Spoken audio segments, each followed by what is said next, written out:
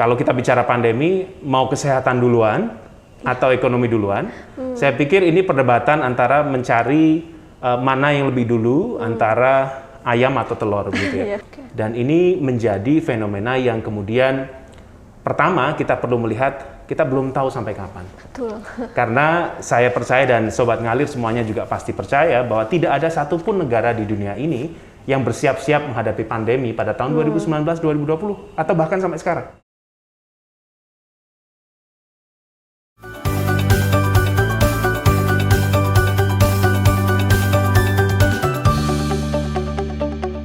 Assalamualaikum warahmatullahi wabarakatuh. Selamat datang di Ngalir Talk Show, ngobrol IR yang dipersembahkan oleh Laboratorium Diplomasi Program Studi Hubungan Internasional Universitas Islam Indonesia. Bersama saya di sini Indira Destari yang akan menemani Sobat Ngalir semua dimanapun berada. Sobat Ngalir, pada episode kali ini kita akan membahas tentang deglobalisasi dan politik dagang. Nah, untuk mengulik tema diskusi kali ini, kami telah mengundang dosen program studi hubungan internasional Universitas Islam Indonesia yang memiliki minat riset pada bidang ekonomi politik global dan politik perdagangan, yaitu Bapak Hangga Fatana. Mari kita sapa bersama Bapak Hangga. Assalamualaikum Pak Hangga. Waalaikumsalam warahmatullahi wabarakatuh. Bagaimana kabarnya Pak? Baik, alhamdulillah baik. Apa kabar Mbak Indira? Alhamdulillah baik juga Pak. Alhamdulillah. Oke Sobat Ngalir, akibat global lockdown, negara-negara menutup perbatasan dan mengurangi mobilitas masyarakatnya. Berkurangnya aktivitas masyarakat membuat roda perekonomian dunia melambat dan cenderung mengarah ke resesi global. Dampak ini juga dirasakan oleh perusahaan yang memiliki operasi global. Mereka terpaksa untuk melakukan reshoring atau melakukan operasi perusahaan di negara asalnya. Nah, penutupan pabrik di host country juga menyebabkan banyak orang kehilangan pekerjaan. Nah, bagaimana perkembangan dan dampak lainnya? Mari kita ulik bersama hanya di Ngalir Talk Show. Baik Pak Hangga, pertanyaan pertama nih Pak Hangga. Nah, deglobalisasi terlihat terus berkembang Pak dalam fenomena global dan keberadaannya itu seolah-olah mendapat dorong percepatan oleh pandemi COVID-19. Nah, sebenarnya apa sih Pak yang disebut dengan fenomena deglobalisasi itu? Terima kasih Indira, pertanyaan yang menarik sebenarnya kalau kita bicara tentang deglobalisasi. Kita perlu melihat secara harfiah bahwa deglobalisasi itu adalah upaya pelemahan atau berkurangnya interdependensi antar aktor dalam konteks global. Dalam hal ini tentunya kita bicara yaitu nation states atau negara bangsa.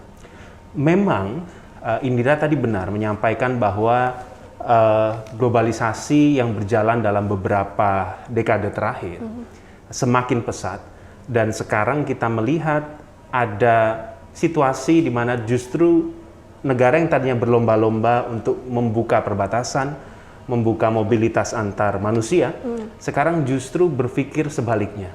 Mereka menaikkan pagar, mencoba untuk kemudian membuat batas yang lebih tinggi, agar apa? Agar kepentingan dalam negeri mereka itu terlindungi.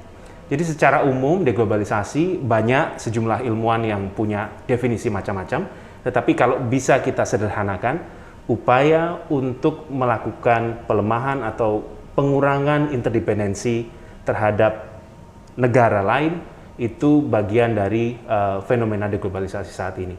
Upaya ini bisa terstruktur, bisa juga tidak. Yang saya lihat saat ini sebenarnya bukan terstruktur, tetapi lebih kepada bagaimana mereka negara bangsa ini merespons fenomena yang terjadi pada beberapa tahun terakhir. Pandemi tadi disebut oleh Mbak Indira sebagai salah satu pemicu yang semakin membuat arus deglobalisasi ini menjadi lebih cepat. Dan itu memang benar. Banyak faktor terkait dengan deglobalisasi, apa yang mendorong fenomena ini terus berjalan begitu ya. Tetapi salah satu intinya adalah mereka melihat bahwa ternyata globalisasi yang dicita-citakan selama ini, yang dipuja-puja selama ini gitu ya, oleh banyak negara maupun banyak aktor, ternyata tidak memberikan manfaat seperti yang mereka pikirkan sebelumnya. Oke Pak, lalu bagaimana dampak deglobalisasi itu pada politik perdagangan global saat ini Pak? Mengingat tatanan perdagangan, globalisasi berbasis pada semangat globalisasi gitu. Betul, ini menarik sebenarnya Mbak Indira dan Sobat Ngalir ya. Kita melihat deglobalisasi ini, pertama dulu ini bukan sekadar ekonomi. Jadi deglobalisasi ini ada di berbagai sektor. termasuk kalau kita bicara tentang struktur sosial, budaya bahkan, ilmu pengetahuan, dan juga beberapa domain yang lain. Tetapi yang paling menarik kalau kita bicara ekonomi, tadi ditanyakan oleh Mbak Indira tentang bagaimana kemudian volume perdagangan misalnya. Ini memang sangat terdampak. Pandemi dalam 1 tahun terakhir itu telah berhasil, dalam tanda kutip berhasil ya, memaksa negara di dunia ini untuk kemudian mereka mengurangi volume perdagangannya. WTO mencatat pada akhir 2020 sekitar 12 sampai 32% volume perdagangan dunia itu turun. Ini bisa jadi tentu satu sisi hal yang buruk gitu ya bagi negara karena mereka otomatis ekspornya menurun. Kalau ekspor menurun berarti produksi di dalam negeri mereka menurun. Kalau produksi menurun di dalam negeri mereka, berarti potensi pendapatan mereka juga menurun. Dan akhirnya ekonomi melambat. Apa yang ditargetkan di awal sebelum pandemi menjadi tidak tercapai. Ini menjadi hal yang menarik kalau kita lihat dari sisi lain juga, Mbak Indira dan juga Sobat Ngalir. Karena ternyata fenomena ini tidak hanya kemudian mendorong negara untuk berpikir bahwa, volume perdagangan, neraca perdagangan kita turun gitu ya. Tetapi juga berpikir ternyata selama ini negara kita cukup tergantung pada rantai pasokan global yang sebenarnya aktornya itu-itu saja. Saya boleh spesifik menyebut 1 Tiongkok, 2 Amerika Serikat. Nah, yang menarik di sisi lain yang perlu kita lihat, dampak deglobalisasi terhadap perdagangan global, khususnya pasca pandemi ini, kalau kita coba telah lebih dalam, sebenarnya adalah negara-negara mulai berpikir apakah mereka akan terus bergantung pada rantai pasokan global yang itu didominasi oleh Tiongkok. Sejumlah perusahaan multinasional, 2/3 perusahaan multinasional yang ada di Amerika Utara sudah mulai berpikir untuk mendekatkan rantai pasokan global yang tadinya itu jaraknya cukup jauh dengan Tiongkok, itu mereka mencari negara-negara ataupun kawasan-kawasan yang lebih dekat secara proximitas dan strategis secara geopolitik ya, dipindahkan dari Tiongkok ke negara-negara yang lebih dekat. Fenomena ini juga kalau kita catat terjadi di sejumlah negara Asia Pasifik, kawasan Asia Pasifik, dan salah satu sumber mengklaim bahwa sekitar 50% perusahaan multinasional yang ada di Asia Pasifik juga telah melakukan upaya ini. Artinya apa? Dampak politik perdagangan, dampak globalisasi terhadap politik perdagangan, itu salah satunya adalah bagaimana sekarang kemudian para negara bangsa, aktor-aktor dari perdagangan, perusahaan multinasional dan seterusnya, mulai berpikir untuk mendesain rantai pasokan global yang baru. Tidak hanya bergantung pada negara-negara dengan kekuatan atau kekuasaan struktural yang selama ini kita pelajari di berbagai banyak jurnal dan buku telah menjadi aktor utama dari perdagangan internasional. Oke, baik Pak. Oke, pertanyaan selanjutnya nih Pak. Apakah pandemi mendorong proses deglobalisasi secara signifikan? Mengingat negara-negara cenderung mengadopsi kebijakan proteksionis untuk melindungi pasar domestiknya. Begitu. Saya cenderung sangat yakin bahwa memang pandemi ini kalau bukan pemantik, ini justru sebagai pemicu terakhir ledakan dari satu fenomena yang perlu untuk kita telaah lebih dalam begitu. Pandemi ini kemudian kita coba melihat tadi dampaknya 1, volume perdagangan itu menurun, 2, rantai pasokan global itu dicoba untuk dipetakan ulang, gitu ya. Dan tadi betul Mbak Indira dalam pertanyaannya menyampaikan bahwa kita punya fenomena negara-negara cenderung memprioritaskan kepentingan dalam negeri dengan cara proteksionisme atau apapun mekanismenya. Tentu deglobalisasi, jawabannya adalah deglobalisasi akan semakin terasa di masa pandemi ini. Apalagi kalau kita melihat, kalau boleh saya katakan dengan istilah pembuktian terbalik, multilateralisme selama pandemi berlangsung juga kita lihat belum berhasil untuk mencapai kesepakatan yang solid, berkelanjutan dalam menghadapi pandemi. Saya memahami beberapa organisasi internasional sudah berupaya melakukan itu, baik WHO, PBB, dan seterusnya. bahkan di level regional, tetapi betapapun progres itu, fenomena bahwa negara cenderung mengutamakan kepentingan mereka sendiri dibanding kepentingan yang lebih luas, baik itu regional maupun internasional, itu tidak bisa dielakkan. Dan ini menjadi fenomena yang kemudian pertama kita perlu melihat, kita belum tahu sampai kapan. Betul. Karena saya percaya dan Sobat Ngalir semuanya juga pasti percaya bahwa tidak ada satupun negara di dunia ini yang bersiap-siap menghadapi pandemi pada tahun 2019-2020 atau bahkan sampai sekarang. Bahkan negara sebesar Amerika Serikat sampai hari ini masih mencari formula yang terbaik bagaimana kemudian pandemi ini bisa semakin dimitigasi dampaknya, ya. Selain kemudian di saat yang sama pekerjaan paralel membuat kurva penyebaran itu melandai dan juga melantai. Kembali ke pertanyaan tadi, Mbak Indira, ini kemudian yang menjadi catatan kita bersama. Fenomena proteksionisme ini menurut sependek pemahaman saya, mestinya usianya tidak boleh lama. Kalau kita ingin rezim perdagangan global terus bertahan. Karena kalau negara terus kemudian mengutamakan kepentingan dalam negeri, tanpa juga berpikir konsekuensi dalam konteks perdagangan regional maupun global, maka rantai pasokan global yang tadinya mau didesain ulang, boleh jadi tidak lagi muncul, tidak lagi dapat hadir sebagai satu penjamin begitu proses bisnis global yang ada di dunia ini begitu. Sehingga dengan kata lain saya sebenarnya enggan mengatakan hancur begitu ya. Tapi kita bisa melihat kalau proteksionisme itu terus berjalan, ini menjadi hal yang cukup harus kita antisipasi secara serius. Sehingga beberapa negara yang mungkin Sobat Ngalir dan juga Mbak Indira catat cenderung punya statement mencari titik keseimbangan dalam menghadapi pandemi dan juga dalam menghadapi fenomena deglobalisasi. Ya kan? Kalau kita bicara pandemi, mau kesehatan duluan atau ekonomi duluan, saya pikir ini perdebatan antara mencari mana yang lebih dulu antara ayam atau telur begitu ya. Meski tentu latar belakang pendidikan kita akan mempengaruhi cara kita berpikir.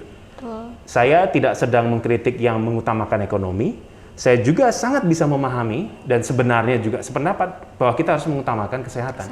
Tetapi dalam praktik kebijakan, policy making, kadang-kadang kita tidak bisa killing two beasts at the same time. Gitu. Kita tidak bisa membuat satu formulasi kebijakan yang itu langsung berdampak pada dua hal. Kita memang harus memilih. Memilih salah satu ya, Pak? Betul. Oke, nih pertanyaan terakhir nih, Pak. Oke, cepat sekali. Iya, betul. Oke, Pak. Nah, melihat fenomena deglobalisasi tersebut, lalu dampak apa yang dirasakan baik itu secara langsung maupun tidak langsung nih, Pak, bagi Indonesia? Nah, berdasarkan dampak-dampak tersebut, menurut Pak Hangga, nah, strategi apa yang perlu Indonesia lakukan agar bisa bertahan dan tetap tumbuh dalam fenomena deglobalisasi tersebut? Terima kasih Mbak Indira. Dampak yang pertama jelas volume perdagangan akan menurun. Meski kalau kita catat beberapa bulan lalu Kementerian Perdagangan kita itu mengatakan bahwa perdagangan kita surplus. Sebenarnya yang terjadi kalau saya tidak keliru membaca data, bukan sekadar surplus.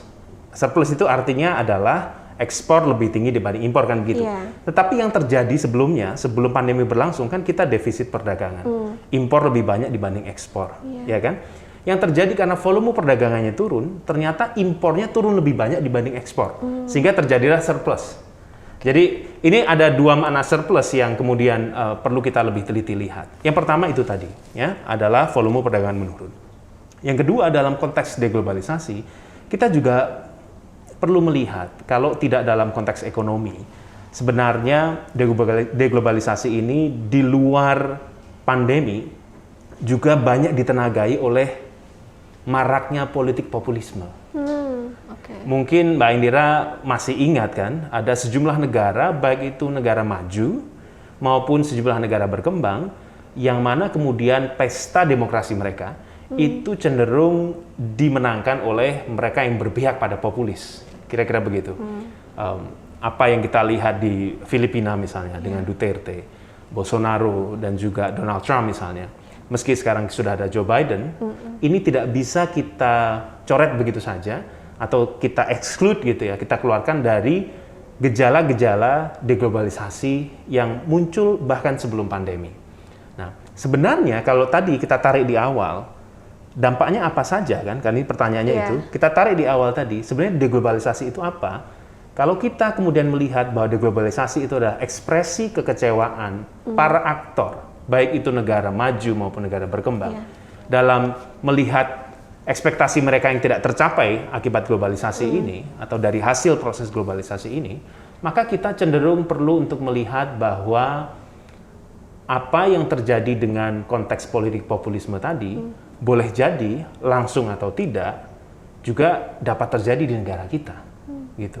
Meski saya tidak akan mencoba menganalisis lebih dalam, sudah atau belum begitu ya, dan siapa yang populis, siapa yang tidak, tetapi itu perlu kita antisipasi. Jadi di bidang ekonomi yang pertama tadi, volume perdagangan menurun, dan otomatis sebenarnya yang juga sebelum saya sebutkan adalah penanaman modal juga cenderung akan mungkin sedikit terganggu begitu ya, atau setidaknya kalau kita enggan mengatakan terganggu, penanaman modal akan melakukan atau terdapat sedikit penyesuaian begitu.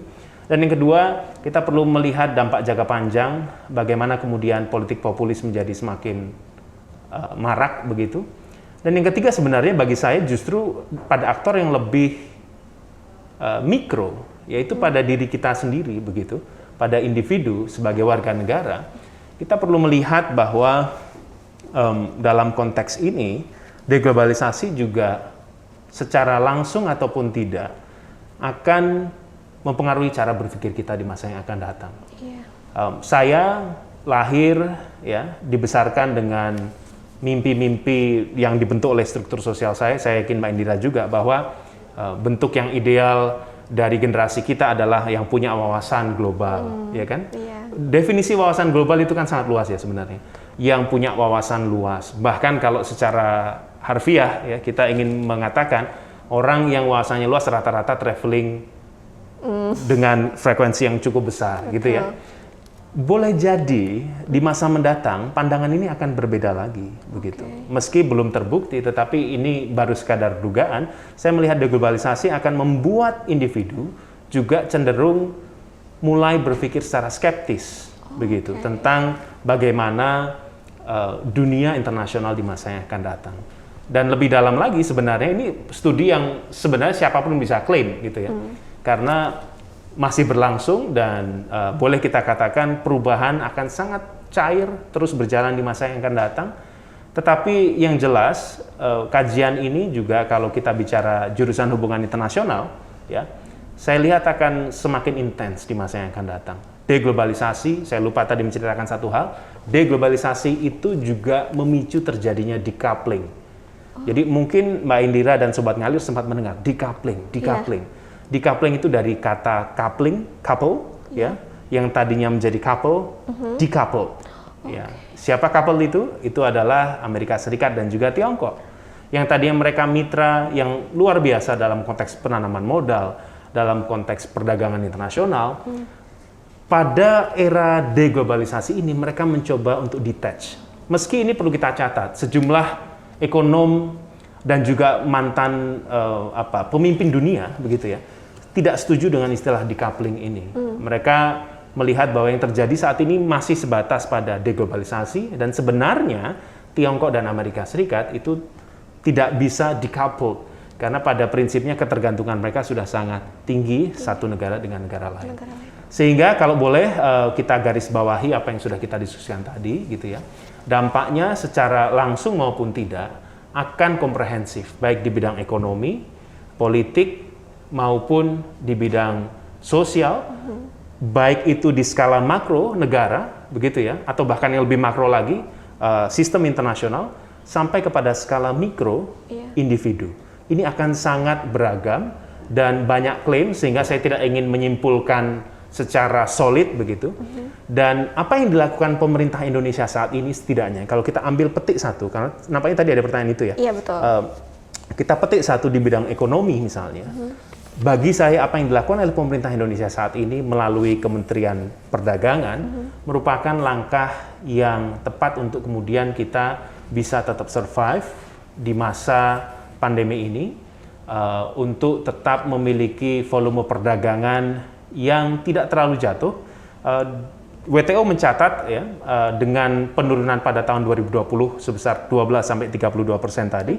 Tahun ini kita punya sedikit optimisme yang agak pesimis ya. Jadi optimisme yang agak pesimis yaitu 8% pertumbuhan perdagangan dunia. Nah, dari sisi ini agak panjang kalau mau kita bahas, tetapi kurang lebih saya ingin mengatakan bahwa pemerintah Indonesia dalam konteks menghadapi pandemi ini, karena ini kan sebenarnya bukan sesuatu yang terkotak-kotakkan ya, Kementerian Perdagangan saja, luar negeri, keuangan dan seterusnya, tapi overall pemerintah Indonesia saya pikir telah melakukan upaya mitigasi dampak ekonomi yang sangat komprehensif. Kita menyediakan semacam apa yang kita kenal dengan bantuan insentif ataupun bantuan sosial begitu ya, untuk memastikan bahwa rakyat kita itu bisa menghadapi situasi pandemi ini, meski memang tidak dengan mekanisme lockdown, tetapi itu opsi terbaik mungkin. Jadi terbaik yang mungkin yang bisa dilakukan. Memang bukan yang terbaik, tapi terbaik mungkin yang bisa dilakukan. Yang perlu menjadi catatan di masa mendatang bagi saya adalah bagaimana kemudian apa yang sebenarnya digarisbawahi oleh Presiden Jokowi, yaitu mencari titik keseimbangan dalam menghadapi pandemi ini, itu betul-betul terus dilakukan. Jadi segala sesuatu yang tidak seimbang pasti tidak baik.